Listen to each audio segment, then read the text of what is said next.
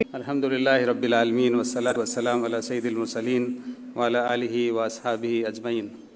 قال اللہ تبارک و تعالی فی کتابہ الف لام میم ذالک الکتاب لا ریب فیہ ھدی للمتقین، وقال تعالی ان الدین عند اللہ الاسلام، صدق اللہ العظیم۔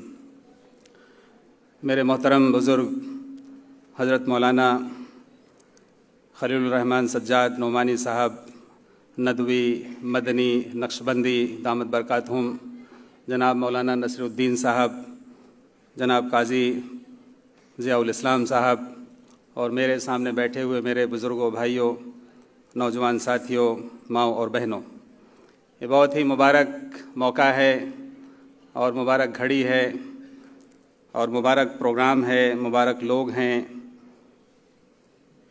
جس میں آج مجھے آپ حضرات کے بیچ میں یہاں اس کینیڈی ہال میں آنے کا اور آپ سے کچھ ملاقات کرنے کا اور کچھ گفتگو کرنے کا اللہ تبارک و تعالیٰ نے موقع عنایت فرمایا ہے۔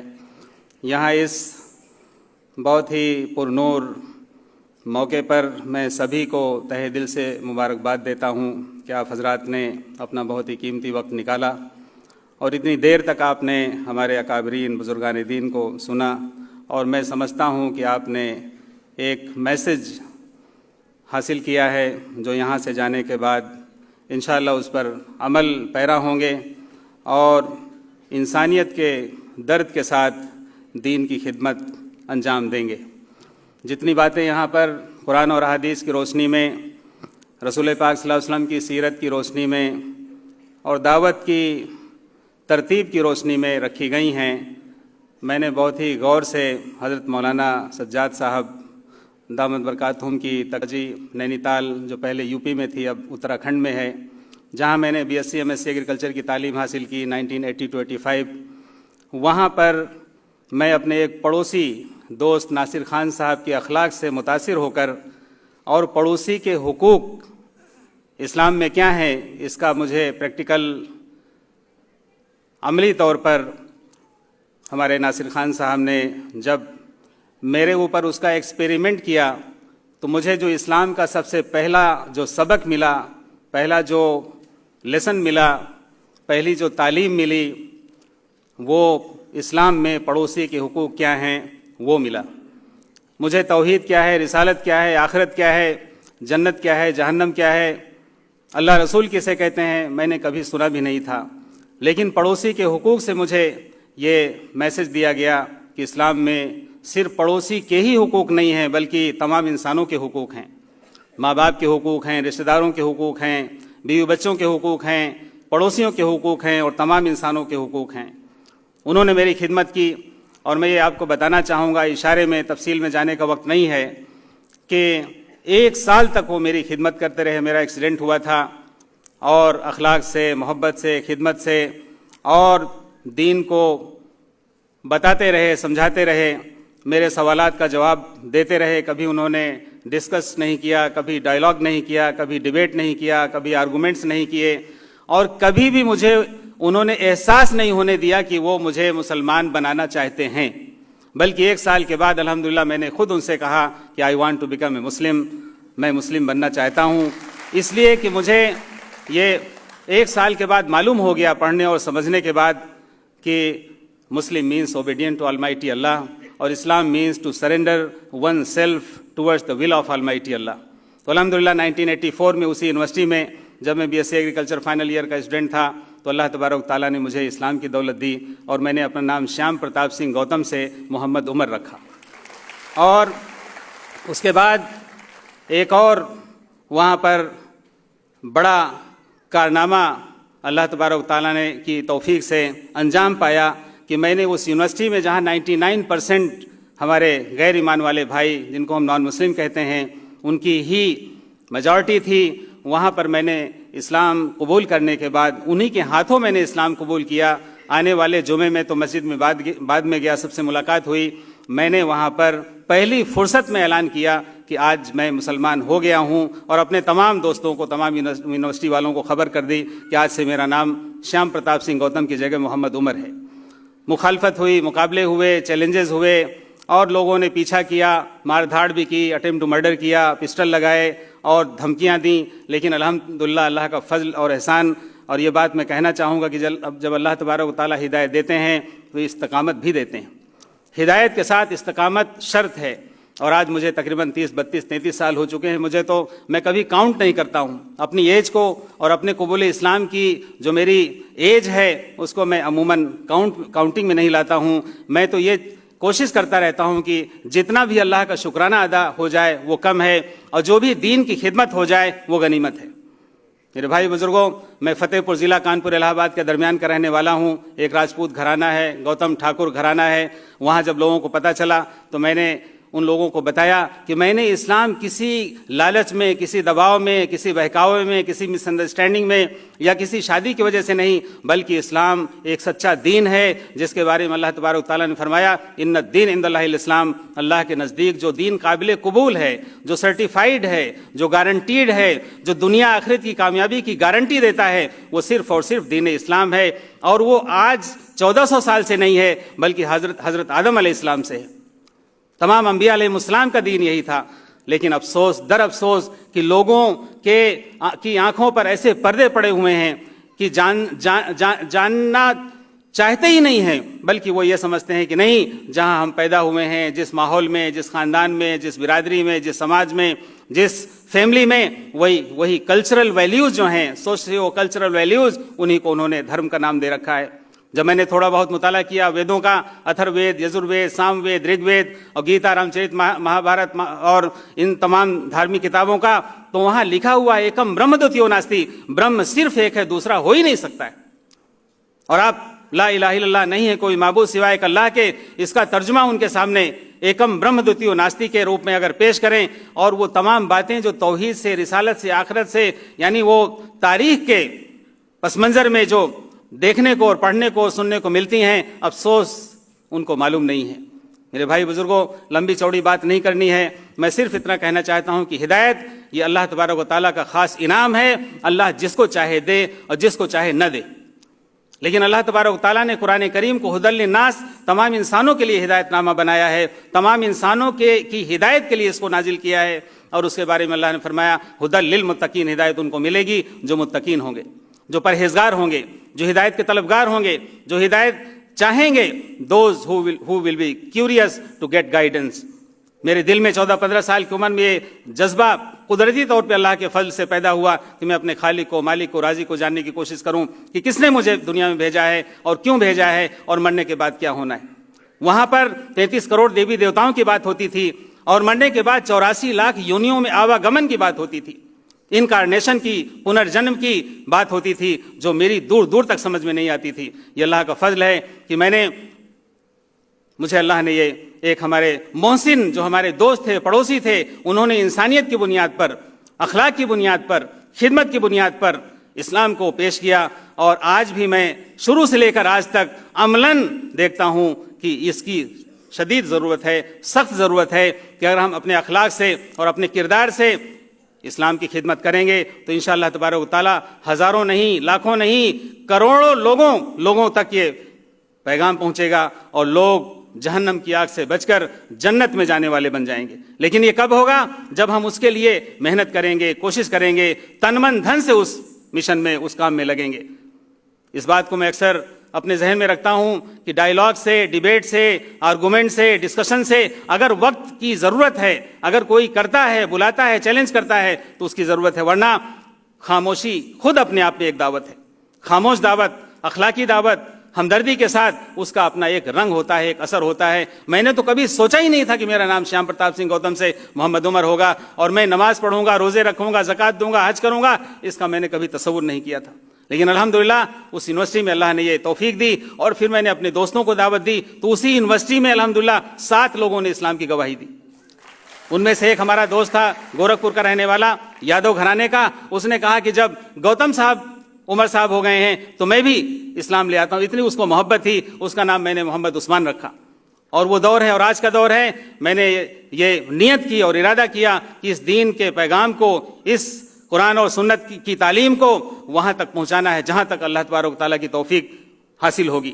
اور اللہ کا فضل ہے کہ میں نے جو سوچا نہیں تھا کبھی، میرے گھر والوں نے بھی نہیں سوچا تھا کہ کہاں کہاں اللہ نے پہنچا دیا. میں نے انگلینڈ 18 مرتبہ انگلینڈ جانا ہوا، 4 مرتبہ یونائٹڈ اسٹیٹس آف امریکہ جانا ہوا، اور افریقہ اور بہت سارے ممالک میں اللہ نے پہنچا دیا. میں نے اس کا تصور نہیں کیا تھا، اور جہاں بھی گیا دین کی دعوت کے ساتھ، دین کے پیغام کے ساتھ گیا. اور اللہ کا فضل ہے الحمدللہ کہ میں آپ کے سامنے کھڑا ہوں. میں اللہ کے جتنا بھی شکرانہ ادا کروں وہ کم ہے. میں اپنی تاریخ میں، اپنی ہسٹری میں جاؤں گا، قبول اسلام کے پورے اس پس منظر میں جاؤں گا تو کم سے کم 2-3 گھنٹے کا وقت چاہیے. اس میں جانا نہیں چاہتا ہوں. میں صرف اتنا کہنا چاہتا ہوں کہ یہ کام ہم سب کا ملا جلا کام ہے.